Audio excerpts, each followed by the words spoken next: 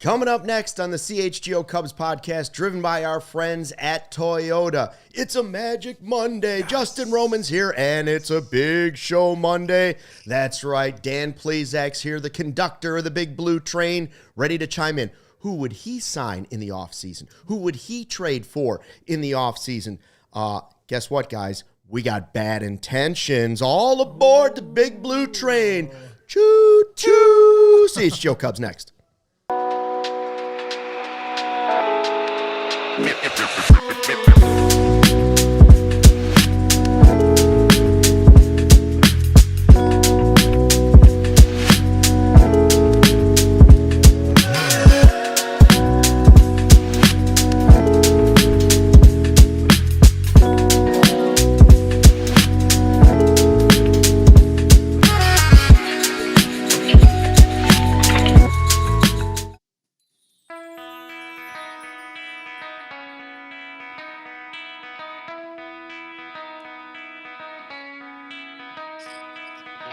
Hey, Chicago, what do you say? It's the CHGO Cubs podcast, driven by our friends at Toyota. Let's go places. Luke Stuckmeyer, Justin Roman with you. Sean Anderson running the ones and twos.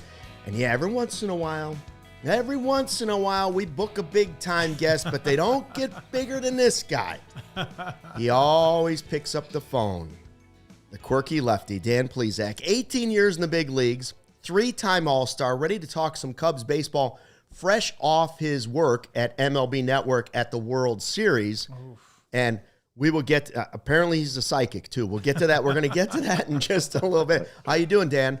I'm doing good, Luke. Yeah, it was a crazy World Series. I mean, I've been to a lot of these things, started working at Network in 2009. I couldn't remember a more dramatic World Series from beginning to end, the 18-inning marathon, and then game 6 and 7, the emotional swings. I talked to you earlier. I will never again get emotionally invested in a team. When you play like I played for 18 years, you that fandom that you have as a kid goes away, because now you're the one that's out there playing and you have your favorite team as a kid. But when you play against them, it's not like, oh, I'm playing against my favorite team. But I had a little bit of a rooting interest. I played 4 seasons for the Blue Jays.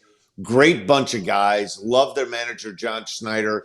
Now I can see why Cub fans all across the world, when the Cubs get knocked out, now I understand the curse and why 2016 was so important, because when that last out was made and Kirk hit into the ground ball double play to end the World Series, I didn't know what I wanted to punch. The seat in front of me, elbow the guy next to me. That fandom thing, that is a real thing, and I fell for it, Luke. Yeah, see, it doesn't go away. You just suppress it a little bit, and then all of a sudden you're back there, and when the moment comes, and there it is. I'll tell you, the way to get over it, Dan, is always a couple of Italian sausages, maybe a Polish. That always helps ease the pain a little bit. That's just a recommendation. Okay, running joke. When you and I worked together doing Cubs pre- and post-game, and we went on assignment on the road, listen, you could have a 5-star restaurant. I'm all about ballpark food. I get the biggest line of crap every time when we get off. We do the pre or the post game show, and everybody's like, hey, we're going to go up to the suite. They've got good food up there. What are you going to do? I'll meet you up there before it's first pitch. I'm walking around. I'm experiencing some ballpark food. Luke, you give me an Italian sausage with some mustard, Diet Coke, and French fries, and you're going to look at one happy ex-left-handed reliever. That's right. See, Justin, it's because you could take the man out of Northwest Indiana, but the NWI is always still there. He's a man of the people. Yeah, Justin, let me ask you this, Justin. When you go to a ball game, or you go to a Bulls game or a Blackhawks game, are you a ballpark food guy? Oh, absolutely. And good. And at Wrigley, it's not the hot dogs they are selling in the stands. You got to go into the concourse and get the hot dogs with the grilled onions. The grilled ones, yes, the grilled ones are the best. I mean, I don't put anything on those things. They are plain with just grilled onions, and it's just different. It's a different type of taste. My favorite hot dog in the world. Now, we've already wasted 5 minutes, but I want to ask Dan this since we're on the topic. Yeah. Dan, when it's all said and done and you've gone to the beautiful clouds in the sky, rest in peace, Dan Plesac, what do you want a ballpark to name after you? A Polish? An Italian?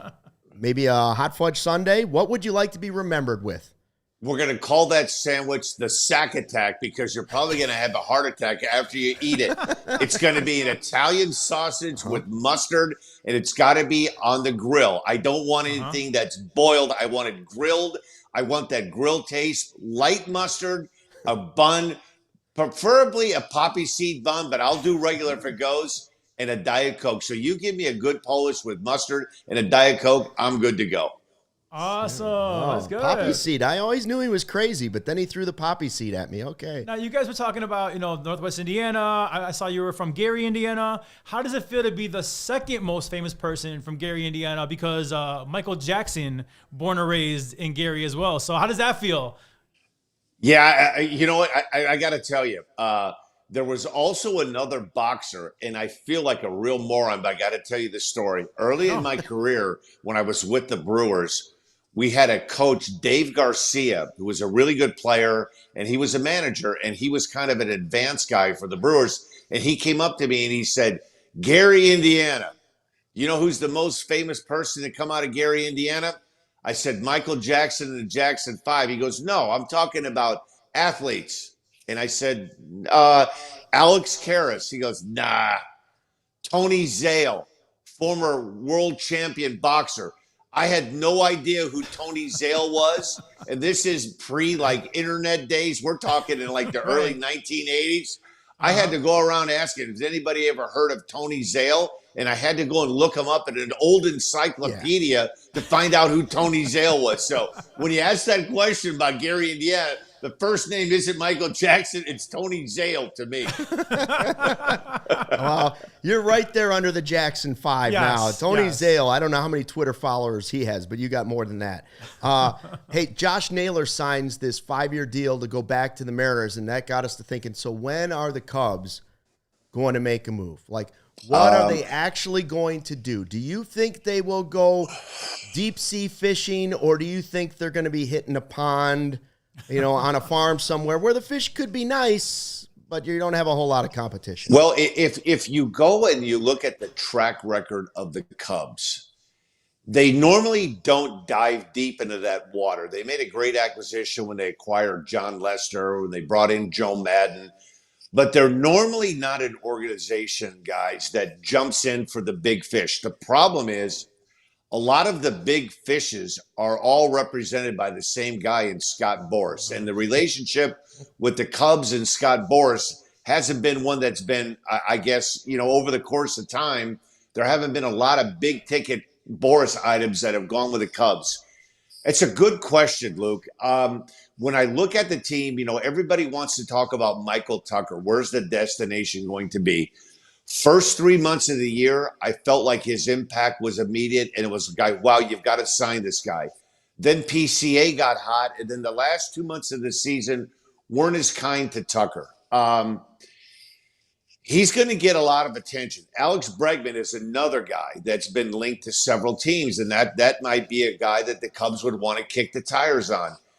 I will say this. I'd like to see him if they could bolster the pitching. I thought last year pitching, and it was, listen, there were a lot of teams that were struggling down the path down the path to the playoffs with their starting rotation. I thought when Horton went out, it was a big loss. That would be like taking an ace from any of the teams that were in the postseason and eliminating that guy. He was the guy for them. Now, there's some starting pitchers that are available. Framber Valdez comes to mind, though he had that altercation with his catcher where he crossed him up, and so that might scare a lot of people away. You've got Max Scherzer, but I don't know I don't know how many starts he's going to give you. I think the Cubs are going to be active in the free agent market, Luke, but I don't think they're going to be the attention getters to sign that one big guy. That's just my gut feeling. I don't have any insider info, but it seems to me like the Red Sox really desperately want to bring Bregman back. And I think Kyle Tucker, they've had a chance to see what Tucker can do. And if you believe what you read, there are several big market teams, the Blue Jays and the Dodgers, that are going to be in on him. If the Cubs want to spend money more than those two teams, then they've got a shot to keep Tucker. If not, I think he'll be playing elsewhere. Now, Dan, you brought up Bregman, which we went through it last year about last minute. Cubs are in it. We didn't get him. This year he's a free agent again. But where is your faith in someone like Matt Shaw? Like, do the Cubs need to be all in on someone like Bregman, or do you see Matt Shaw as being somebody that could be a superstar eventually for us? I look at it this way. You never really know what you're going to get. And the one thing that's disappointing about, we have so much information on players when they arrive that we think we know what they're going to be. I like Matt Shaw. I think he's got a chance to be a really good player. He wouldn't be the first player that, the expectations were high. He had pockets of some really good. I'm going to give you a really good comp. The Blue Jays called up an infielder / outfielder at the beginning of the year, Addison Barger. And as the season went on, he just kept getting better and better and better.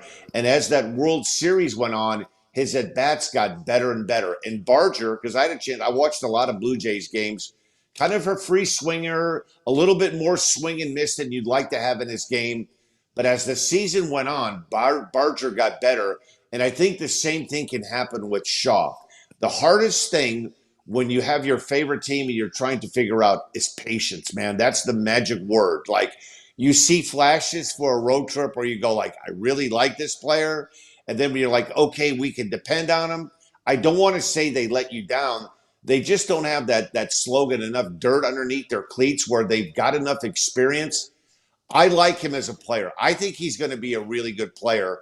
The $1 million question is going to be, if you're the Cubs front office, do you want to bet on immediate results in a guy like Bregman that's seen both leagues, the National and the American? He's had a major impact. He's a winning player. Everything that came out of Boston was the guys loved him on the team, changed the culture. Not an easy thing to do in today's game when so many guys are independent, have their own hitting instructor, their own pitching instructor, and the team thing isn't as focused as much as it was, say, a couple of decades ago. But Bregman's going to be a hot commodity. There's a lot of teams in on Bregman. It's going to depend on this. Does the Ricketts family want to spend more than the other teams? And if they do, then they've got a shot to sign both. I don't think they're going to sign Tucker and Bregman, but if they make their mind up, okay, this is where we're focusing on one of these two guys, then yeah, then they can get him, but they're going to have to pay for him, and neither one of them are going to come cheap. Well, I'll tell you who I want to spend money on in a second, but since you mentioned Mr. Barger, let's go back to this game one of the World Series, and I'm watching the pregame show, and there's Plesac on there with his guys on MLB Network. And of all the players to pick, you go with Addison Barger. We got the clip here. Do you have it, Sean? Can we play this real quick? Bad intentions. Addison Barger, not in the starting lineup, but he will come off the bench and be a left-hander off the bench. And I'm telling you what, he's going to run into one, and the Rogers Center is going to come unglued. You picked a guy that's not in the starting lineup. Not in the lineup. He is going to come. He's going to get a pinch hit at bat in the 7th, 8th, or 9th inning, and he's going to send this place into a frenzy. Wow.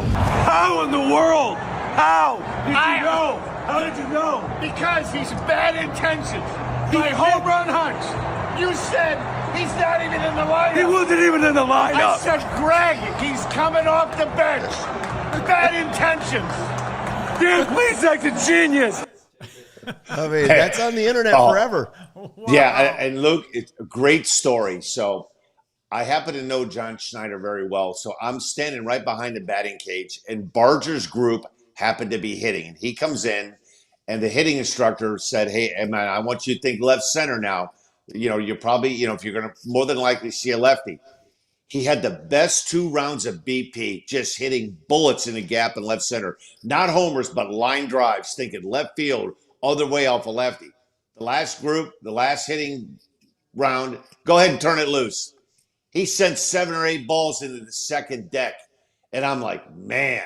And I looked at John Schneider, and he goes, boy, I know. He goes, if anybody but Price were pitching, it's hard to take him out of the lineup. But he'll get in there, and he's going to get an at-bat. So I'm thinking to myself, well, okay, do the unfortunate incident, a personal matter with Vesia, their best lefty. I thought, all right, Barger's going to get a chance to hit.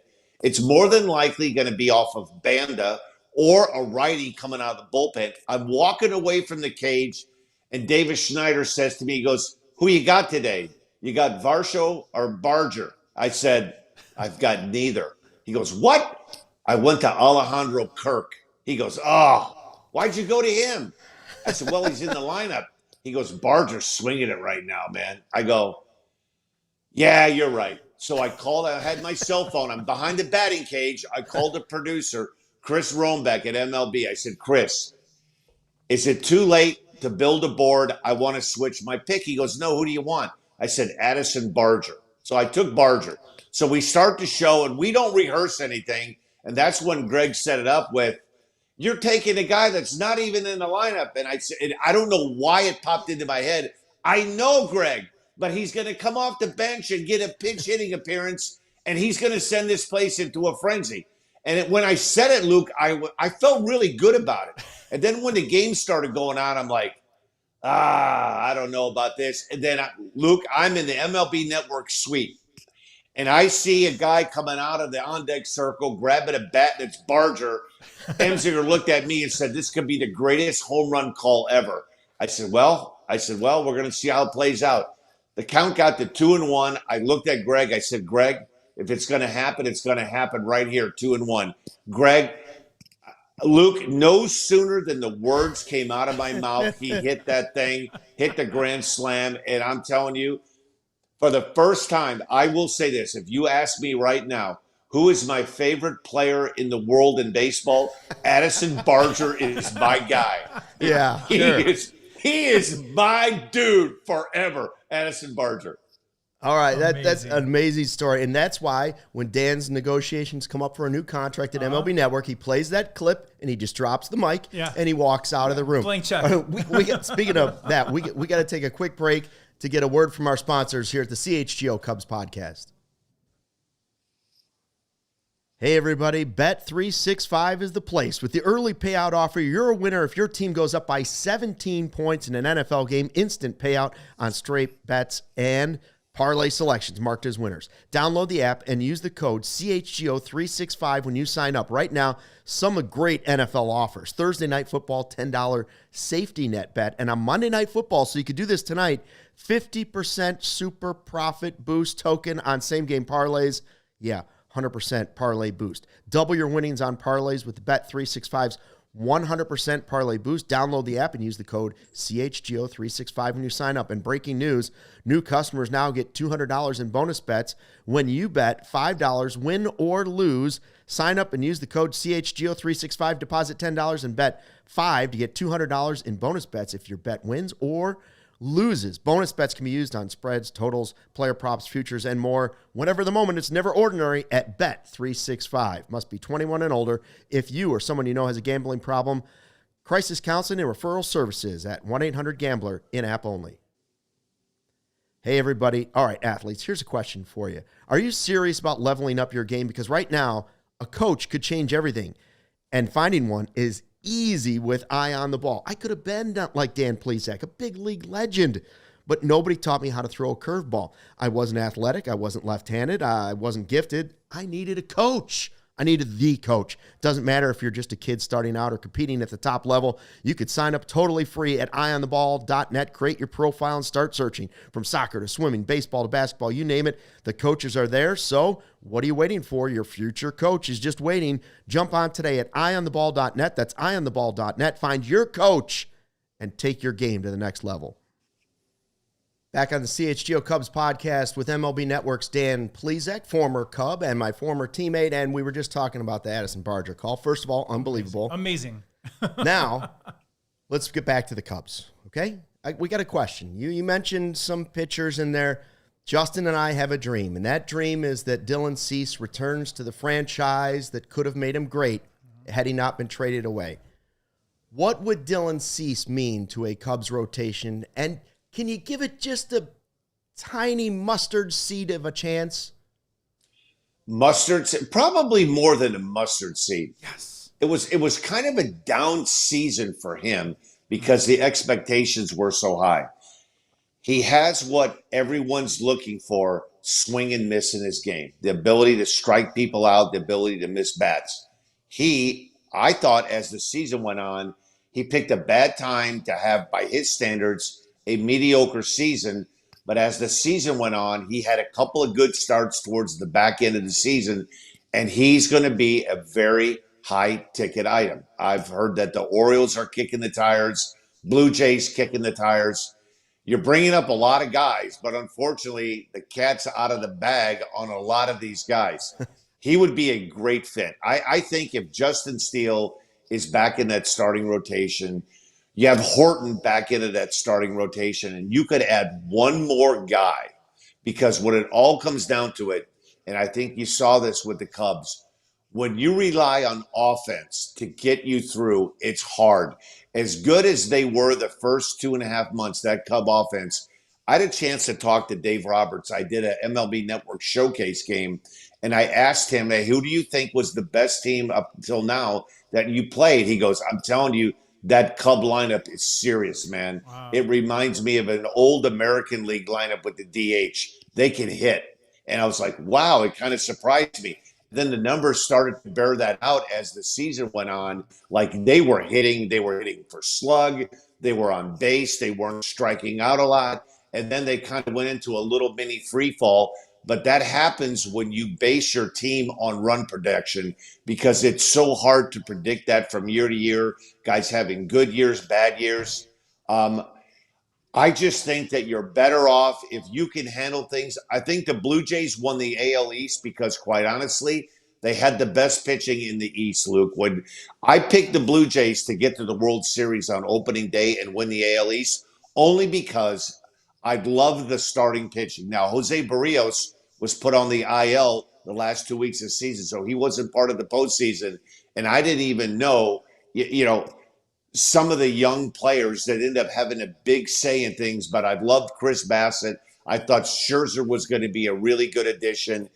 And when you looked at the Blue Jays, I think the reason they won the East is because their pitching top to bottom was better than anybody else's. And I think that's the one thing I'd always err on the side of, I'd rather spend a little bit more money and know what I'm going to get with starting pitching than I would with the lineup. That's just my personal thinking. Yeah, that's good thinking, actually. While we're talking about pitching, Cade Horton, how good is this guy and how good can he be? Because, we have a nickname around here, Ace Horton, because what he showed second half of the season was unbelievable. So you're a former pitcher. What's the limit for this guy? I'll tell you what I labeled him on MLB Network. He's a hybrid between a horse and an ace. I called him the horse's ace because he's a horse's ace. I love it. I like everything about this guy. What I like the most about him, I love his demeanor on the mound. I mean, he is a no nonsense. He gets after it in this day and age. And I know a lot of people will argue with me about this, but I don't think it's ever been a more difficult time to be a pitcher than it is today. When you see that box that's on your TV, when I played, you would get courtesy a couple inches off the plate inside, a couple of inches off the plate outside. Those days are gone. The Levon Hernandez, World Series, 5 inches off the plate, called a strike. Those days are gone. And so you have to have good enough stuff that you could throw the ball in the strike zone. And I think Cade Horton has a chance. Former first rounder out of Oklahoma. I like everything about him, guys. Justin, I think he was the most underappreciated and not talked about starting pitcher the last 2 months of the season of any team in baseball. Imanaga gets a lot of attention because his first couple of years were really good. He's got a unique delivery, and he's a fun guy to watch pitch with his mannerisms. But Cade Horton, man, he reminds me a little bit, if I'm playing a comp game, he reminds me a lot of Hunter Brown of the Astros. Not a lot of BS, just gets it and throws it and lets his arm do all the talking. I don't know how far the Cubs could have gotten. Could they have gotten by Milwaukee? Yes. But I think if they had Cade Horton in that pitching rotation, it wouldn't have been, hey, we're going to go an opener. You're having to rely on relievers in the third and fourth inning. And if you're Craig Counsell, there isn't anybody smart enough to keep pushing those kind of buttons. Look what the Dodgers did. Now, they stayed away from the bullpen when it counted in games 5, 6, and 7. They were using their starting pitchers, Yamamoto, Blake Snell, Glasnow. That bullpen was thrashed. And it all starts with starting pitching. Cade Horton, to me, has a chance. I think he has a chance to be the first Cub pitcher since Wood and Pryor that they drafted and they developed and they got any significance out of. I mean, a guy that's going to pass the test of time, a guy you can count on. He's going to be in the line of Kerry, Wood, and Pryor. That's how good I think he is. Now, Wow. I might be overrating him, but I don't think enough people in baseball dove into this guy the last 2 months of the season, how good and how important he was to the Cubs. Yeah, Dan, that's like what you were saying before. With the depth of a starting rotation like Toronto had, if you can get somebody like Cease, and if you want to decide you spend your money there, or whomever you think it is, maybe it's a trade for Joe Ryan, blah, blah, blah, blah, blah. But let's say it's Cease, Horton, Steele comes back, Boyd, and if Tyone is your fifth starter in the last year of his deal, that rotation's as good as anybody else. Now, a lot of things still have to happen for Steele to come back, for Boyd to be able to bounce, his arm to be able to bounce back after those injuries. But I think that's the only path for the Cubs to really compete with somebody like the Dodgers, to be able to go into the postseason and have that type of pitching where even a Dodgers lineup, who might add Kyle Tucker, that's the one advantage you still have in baseball is great pitching can still beat good hitting. So I want the Cubs to stockpile pitchers. And if you have leftovers at a trade deadline, then that's how you fill your farm system. If you have a leftover Tyone at the end of a deal and you don't think you need him for the run, that's who you trade off. Is there anybody else? Like, are you afraid of the Framber Valdez thing because of the catcher? Like, if he was your teammate and he chucked one right into the chest of your catcher, would you be worried about signing that guy to a deal? Let's put it this way. I look at it this way. I think when a guy changes organizations, you take that dry erase board and you wipe it clean. Now, if you're asking me if I were a member of the Houston Astros that night that happened, I would have been livid, incensed, ticked, PO'd, whatever, however you want to say it, because the lifeline of all pitchers is the catcher. They are. And no matter if you don't like working with a particular catcher, he has a difficult time calling a game, you're just not on the same page, you keep that into yourself internally. And I didn't like when it happened. I thought it was one of the worst things I've seen a pitcher do, but I'm not going to judge him on one thing one day. Now, if you're asking me if he was coming back and he still had 3 or 4 years left, let's say he did this in a Cub uniform at Wrigley Field in September, I think then you may have to say, like, hey, you know what? I think we gotta look and see what opportunities we could have. We might need to get this guy out of here. But I think if you're the team that signs him, hey, man, maybe he just had one of those bad 24-hour things that he lost it. You can't – listen, if I'm a Cub fan and you sign him, I mean, it's the first thing that's going to be brought up. Hey, yeah, but this is the guy that did – yeah, he did. But listen, in the world of sports, we're not dealing with a lot of choir boys to begin with anyway. You're looking to get a guy – you wanted to be a 200-inning guy, a lefty that can get both lefties and righties out. And if I think he ended up in a Cub uniform, I would be tickled to death if I were a Cub fan. You don't have to go to dinner with him. All you have to do is watch him or go to the game and watch him, right? That's right. Love it. Speaking of Cubs and Wrigley Field and pitching and everything, I'd be remiss if I didn't bring this up. I'm a left-handed pitcher, grew up in the area, born and raised here. You're a left-handed pitcher from the area, actually got to pitch at Wrigley Field for multiple seasons. What was that like, and how is Wrigley Field different than all the other stadiums around the country? It's unique because it's two ballparks. It can be the best ballpark to pitch in when you have a north wind and it blows in, and it can be a very difficult ballpark if you're a fly ball pitcher. I will say this. Those 2 years playing with the Cubs, my first 7 years I was in Milwaukee, smaller media market, smaller town, a lot like playing in Cleveland or playing in Kansas City or Detroit. It was an eye-opening experience because the love of Cub fans to that team. I think 4 teams, the Mets, the Yankees, the Dodgers, and the Cubs travel better than everyone else, even though the Dodgers are starting to get that way now because they're building this dynasty. But there's just a different thing playing at the corner of Clark and Addison. And the coolest thing for me was when I signed with the Cubs, that was before interleague. So we never got a chance. I never had a chance to step foot in Wrigley Field till I put a uniform on with the Cubs. and you see that ivy in early April and it's brown and it doesn't have much appeal. And then all of a sudden you come back from a road trip the first week of May and it starts to turn green. There's just so many cool things about playing for the Cubs. It's the ballpark, it's the fans, it's the neighborhood, it's the recognition. There isn't one thing that makes that thing special. There's a whole lot of things that make it special. I'll tell you this. I played for 18 years and have had a lot of experiences traveling, going to all different places. I have yet to talk to one player that played for the Cubs that disliked their experience playing there. It's a combination of everything. It's the day baseball when you get used to it. It's the fans. It's the ballpark. It's the appeal. There's no place like it. And there's an energy there. And you feel it when you're a visitor and you're going there on a Friday afternoon and you're at batting practice at 11 o'clock and the bleacher bums are out and they're doing chants and they've got the beer snake, the beer cup snake going on.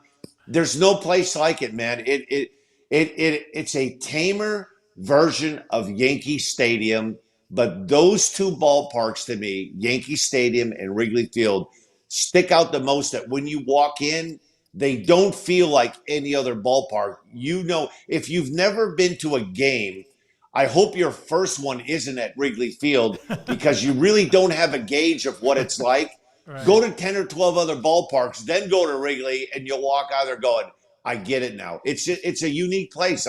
I can't say one thing that sets it apart from the other ballparks, but it is just a unique place that it's past the test of time. I mean, when you think of the Cubs, you think of Ernie Banks and Leo DeRocher and Ron Santo and Billy Williams and Mark Pryor, Kerry Wood, the Bartman game. There's just been so many crazy things. I will say this. In all my years of playing and in broadcasting, I had one moment in my life at a baseball field where I had goosebumps and almost had tears in my eyes.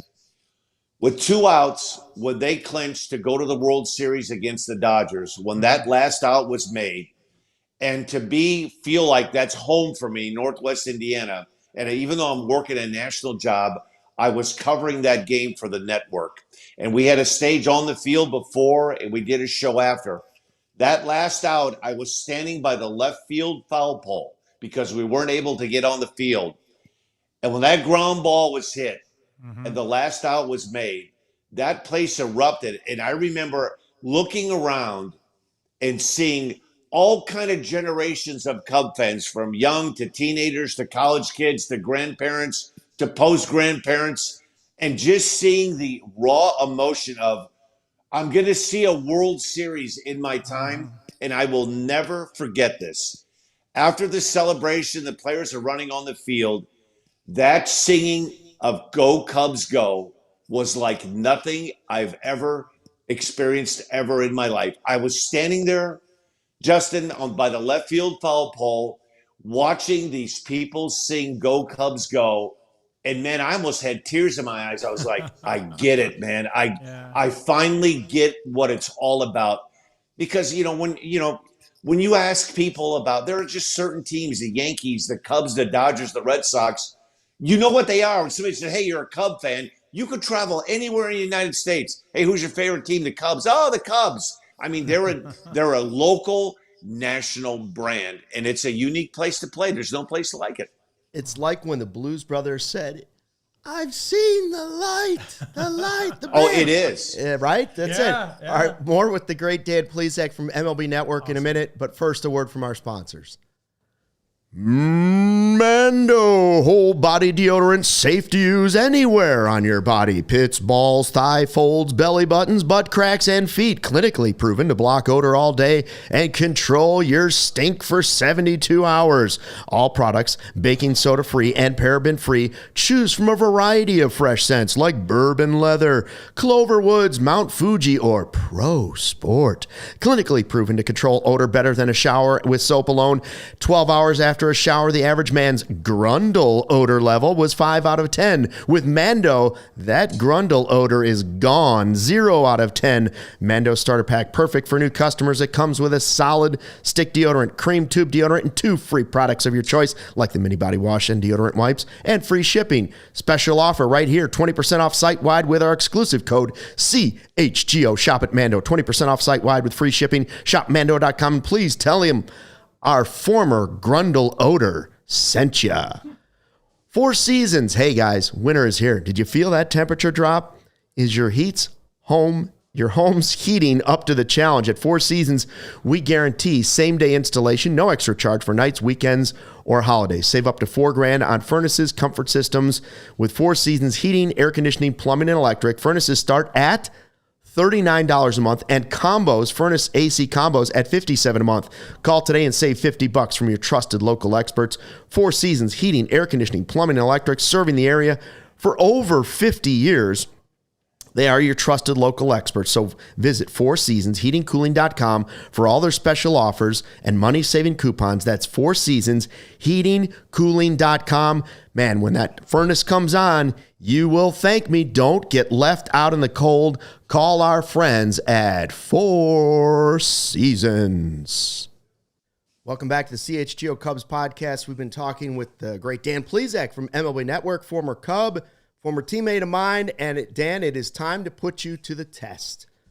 Good, better, best. Never let it rest. Till your good gets better and your better is best. That's a Bears thing. We'll talk about it later. Anyways, I want to know Cubs future, young players.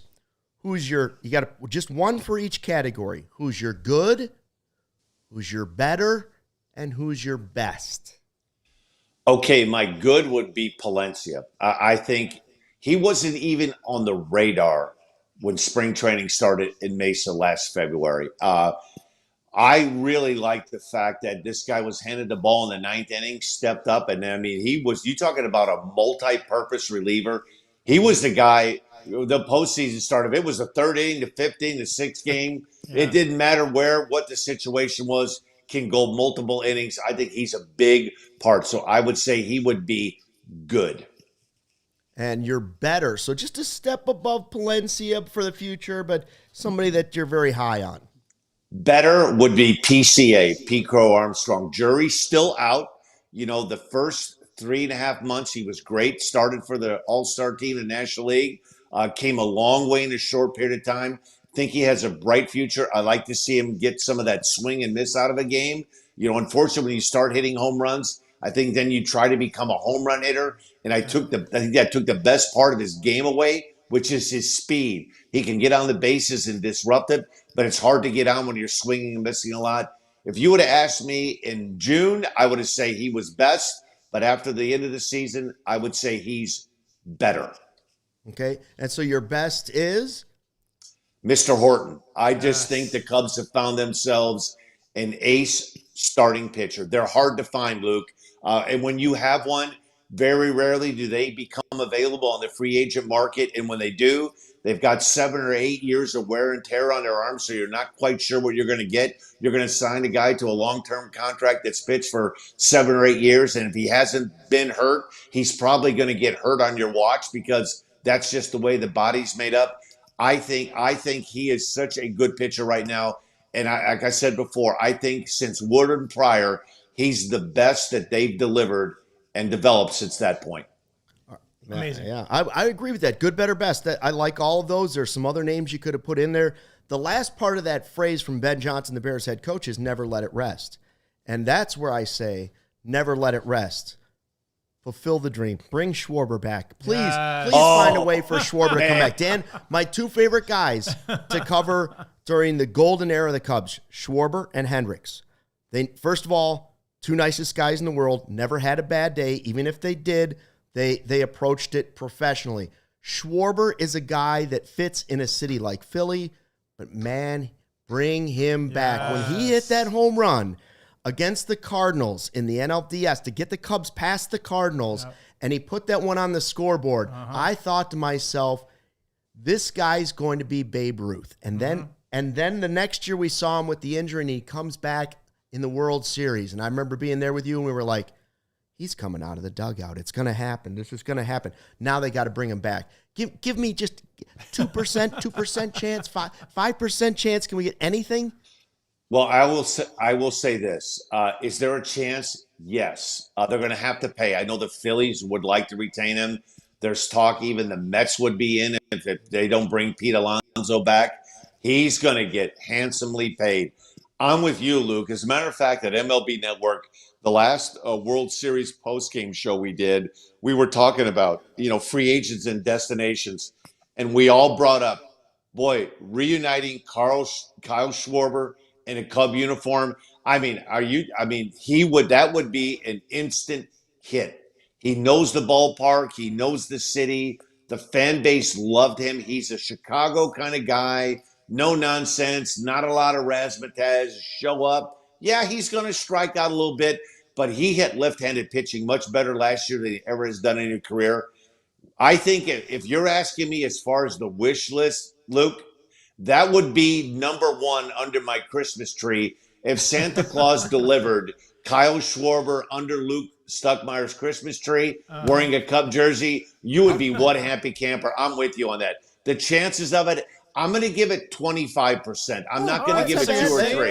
I think it's at about 20. I think it's at about 25 because as this process goes on, and I think Valdez comes off the board, and I don't know if the Cubs want to dive in that deep with Bregman and Tucker. I really felt like if the Cubs wanted to keep Tucker, even though for the most part guys don't re-up during the course of the season, they let it play out. I think if Tucker liked it as much as the Cubs would like to have him, they would have had a deal done, or he would have said, I really enjoyed my experience. I'd like to see it. I'm hoping to come back. He played it right down the middle. Hey, I'm going to see what's out there, and, I'll come up with what best fits suits me for myself and my family. So, but to me, Schwarber would be the home run. If the Cubs could land Kyle Schwarber, the rest of it would fall into place. Absolutely. Dan, I got to ask you, you're a phenomenal broadcaster. You're a great personality. It's been fun to watch you grow from here in Chicago with Luke and now obviously doing it on a national stage. Playing ball and broadcasting. Is there a favorite yet, or are you still kind of feeling it out? And are you feeling the different energies of the two professions? Yeah. Well, you know what? There's nothing like playing, man. There's nothing like being on the mound at Wrigley Field, crowds on his feet. You can't replicate. You'll never get that experience again. But I will say this. When I started doing the pre and post game with the Cubs, Luke's there grinding. He's writing up the A block and the B block. Yeah, he's still doing that. I'd walk in. I'd order, 2 extra fried rice, dinner versions from you, Choi. I was just eating vegetable fried rice. I'd put a coat and a tie on. We'd do a 30-minute pregame show. I'd watch the game. Luke's typing away, and I'm watching the game and carrying on, joking. And I'd hop in and answer my questions post-game.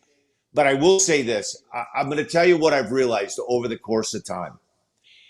The journey started in '86 with Milwaukee, and I found myself on Game 7 of the World Series this year, sitting doing a pregame show, and Clayton Kershaw was our first guest.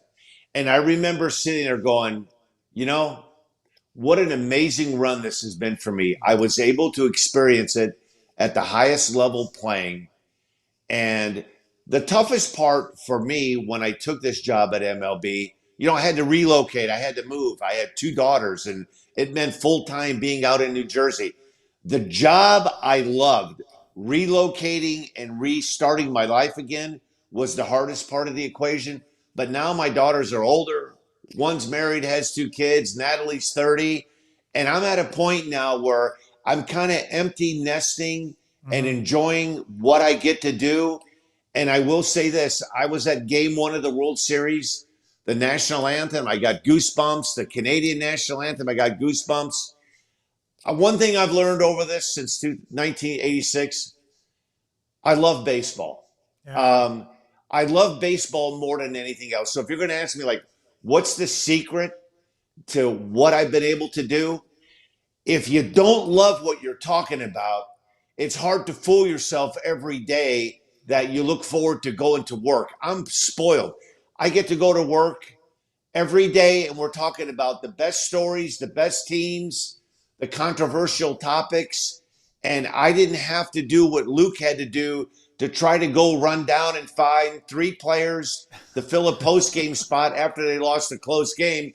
I was just going to stand there with Luke and do an interview, but he had to do all the late work. And so I've never had to do that. And so that's what makes the job hard, but it's great. I've never lost my love for the game of baseball, and that's kind of what's gotten me through.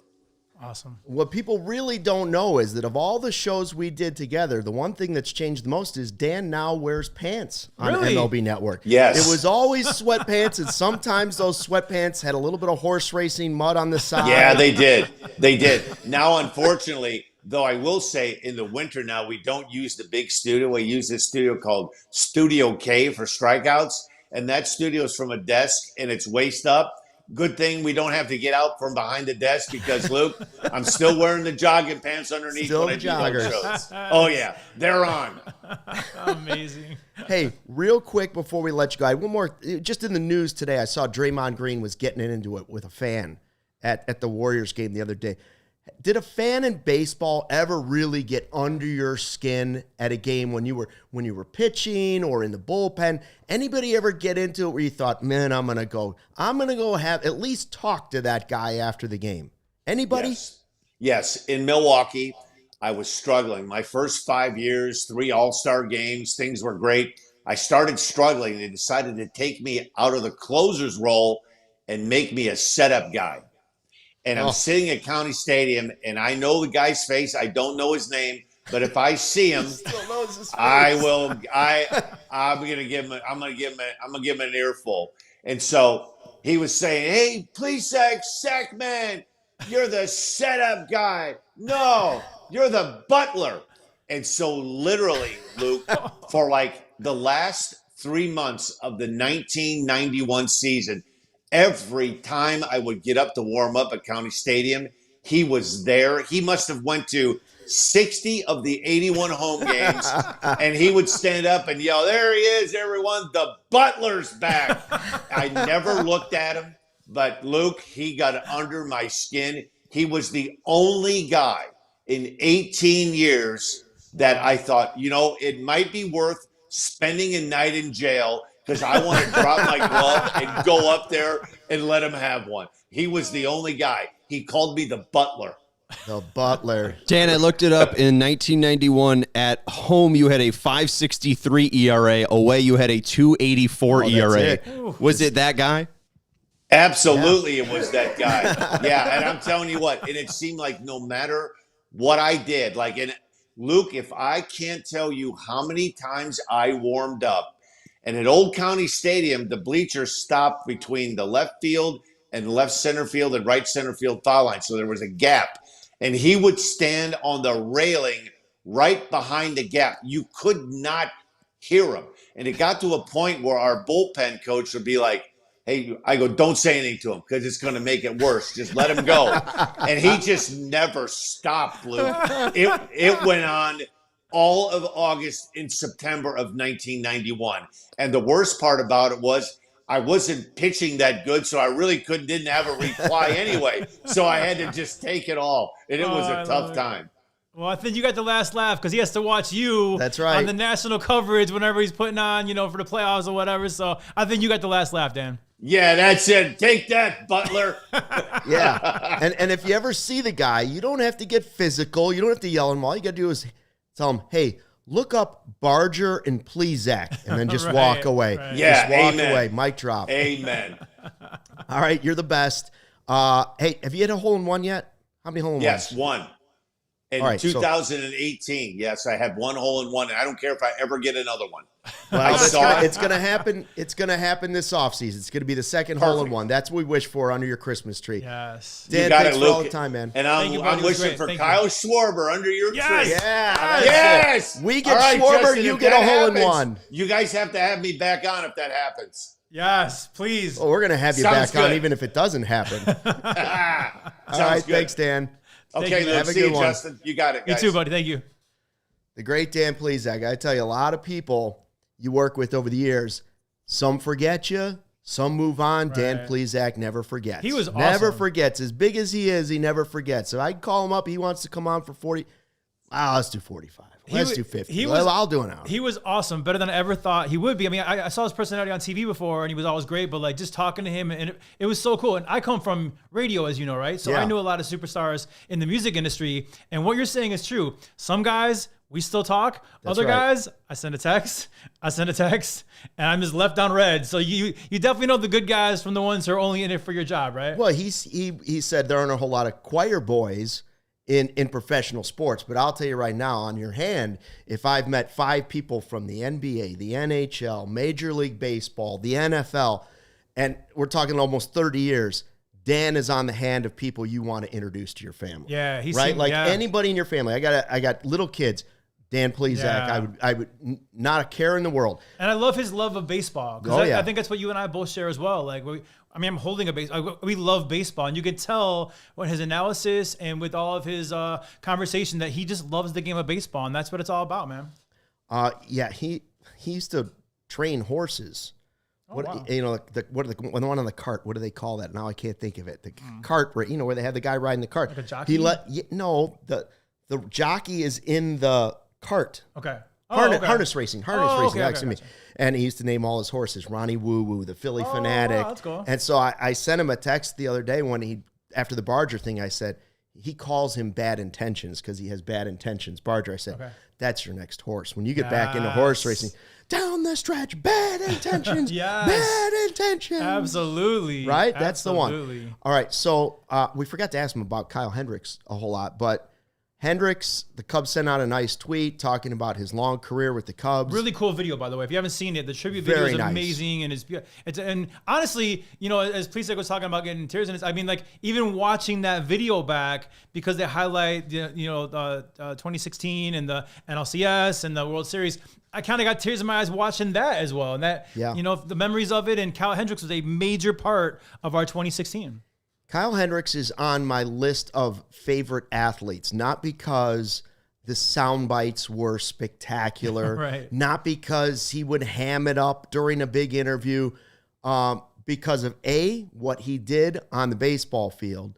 Number one, he reminded you what pitching was. He was a pitcher. Right? He was a pitcher. Yes. He didn't have 98. Right. He wasn't throwing 100, but he could get guys out, and he could get them out at an elite level to the point where he led the National League in ERA in the most important season and pitched the 2 most important games in Cubs history. Absolutely. Right? Yeah. So that, and then the fact that he was always available. Not pitching well, didn't matter. Kyle Hendricks was available. Off day, didn't matter. Kyle Hendricks would talk to you. Like, professionally, and then also the baseball side professionally. One of my favorite guys. Schwarber's another one, but Yeah. Kyle Hendricks is on my Mount Rushmore for that. You said of that 2016 team, probably Schwarber and Hendricks were your 2 favorites. I think so, of yeah. That team. Now I'm gonna do the opposite of that because I respect Kyle Hendricks, and I think he was phenomenal. Again, 2 most important games of our season he started, right? But I didn't connect with him as like a quote unquote favorite player, probably because of his personality and probably because he was so quiet and so reserved. Like I was a Rizzo guy. I loved Anthony Rizzo. You know, I mean everything about the guy. I loved him, and then I loved Javi Baez because he was flashy and he was all, so like. I think Kyle Hendricks, as phenomenal as he wasn't a quote unquote favorite for me. I think just due to personality, which is I connected with the Rizzos and the Baez's and the KBs more than I did with Hendricks. Were you here the day, or was it just Joey when we were talking about best trades in Cubs history? And we I was there, yeah. Yeah, we were saying he's definitely, he's right at the back half of it, but he's definitely in the top 10 of trades in all time in Cubs history. And you have to realize too, I said it last week, I'll say it again, that trade almost didn't happen. Yeah. Because Ryan Dempster was traded to the Atlanta Braves, but he vetoed it. He didn't want to go there. And it was for Randall Delgado, I want to say. And then he wanted to go to LA and Dodgers and whatever. So they tried to work that out. Couldn't work it out. They finally got a deal with Texas done. So we almost didn't get Kyle Hendricks. But you're right. One of the best trades ever. I don't think I expected it to be that good, right? No. Like, even if you had super high expectations, did you think 12-year career, 11 of them with the Cubs, guy, opening day starter, he's Mr. I also didn't have him pegged as last guy standing, right? Right. Last guy standing from that group. I wouldn't have picked Kyle Hendricks because I would have thought, wow, his 92 is going to drop to 88, and it's just not going to. Well, look, actually, if we're going last man standing, like on a ball club, it's still Chris Bryant, right? Still playing? Yeah, but I mean, last guy standing when he was with the Cubs. With the Cubs. Gotcha. The group was either they let Schwarber go, they traded away Bryant, they traded. Hendricks took the team-friendly deal, decided to stay, wanted to be here. Yeah. And now I don't know what. I think it's pretty clear the Cubs would like him to come back and be part of the franchise. Well, what do you want that to be? Would I want Kyle Hendricks in my marquee broadcast every single day? No. Well, but yes and no. I actually think like JD and Kyle Hendricks would be amazing. Now, do I think he would want to do that many games? Probably not. See, but like, I think what he's about more, a pitching coach someday? I think he's the mind. He's the with Tommy. So for me, like TV and radio and podcasting, it's personality driven, right? So I don't think Kyle Hendricks checks that box, but he's a super smart dude. Was he Dartmouth? I want to say. Right. And obviously, he just understands and pitching better than almost anybody. Almost like Maddox, right? When it comes to like just knowing pitching, I want him more in our organization when it comes to like, pitching and getting the young guys and teaching them how to pitch and all the smart pitching analytics stuff. I want him more in that role than I want him as an analyst. Yeah, I don't want for him in retirement. I mean, the guy's had 12 years. I don't know how many people want to do like what Dan is after 18 years. Yeah. Do you want to continue to do double-digit years in broadcasting or whatever? Like, can the Cubs find some sort of hybrid role for Kyle Hendricks, more involved than Sutcliffe is even? Like, I love what Sut does for the Cubs, and I love that he's back with the team and has always been at spring training. That's the minimum of what I want for Kyle Hendricks. Yeah. I would love to see him sort of be in a travel around to the minor leagues, help the young players, but also help the Cubs in scouting pitchers. Yeah. Help the young players that, you know what, are trying to find that other pitch, and they're like, I don't know. And he's like, hey, I got this changeup I could show you. Let's work on this.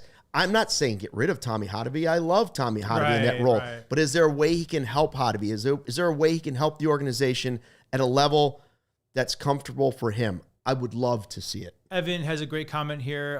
Hendricks could pitch rather than throw. That's right. That's a great way of putting it. He was a pitcher versus a thrower. And it takes smarts, man. I mean, he really, with his stuff, because he didn't have overwhelming stuff. He didn't have an overwhelming fastball at all. I mean, very much on the low end of the MLB pitcher. But he knew location. He knew how to change speeds. He was a smart pitcher.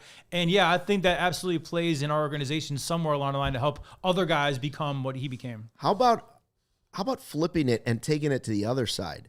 How about him coming in and helping the Cubs hitters, right? It's like a defensive coach going to a quarterback and saying, listen, when I was on the other team, this is how we would have defended you because we knew you couldn't do this. Okay, right. So I'm thinking of Pete Crow-Armstrong.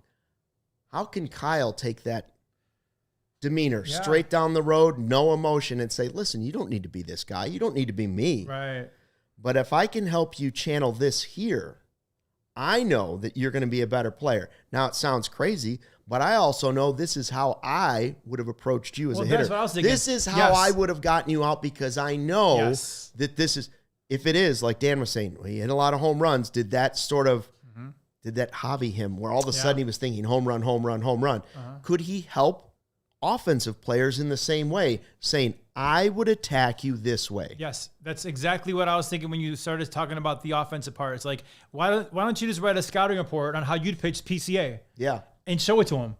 These are the holes that I would exploit like crazy, and maybe he can learn to close those holes up a little bit. I love that. It's great. Yeah, I mean, you could take that into an off season. You could take that at spring training. You could maybe take it during the season for some guys that if you're just struggling. We've talked to Ben Zobrist about like the mental side and being a mental coach and all the difficult things that come along with being a player.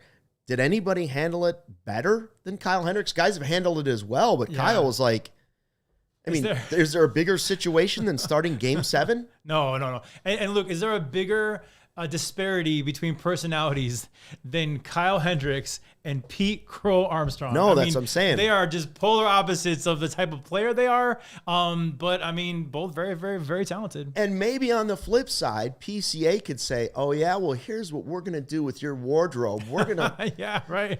we're gonna take you next level. Here's your velour sweatsuit. And I'll calm down a little bit when you wear this all velour sweatsuit." Right. And we go out and we listen to the Jump Smokers. Yeah, Kyle Hendricks comes in with a shaved, bleached hair with the blue star. Blue stars. Can you imagine that they both walked in that way? No. Like Step Brothers? Yeah, PCA is more like a Halloween costume for Kyle Hendricks. Like that's like a once a year.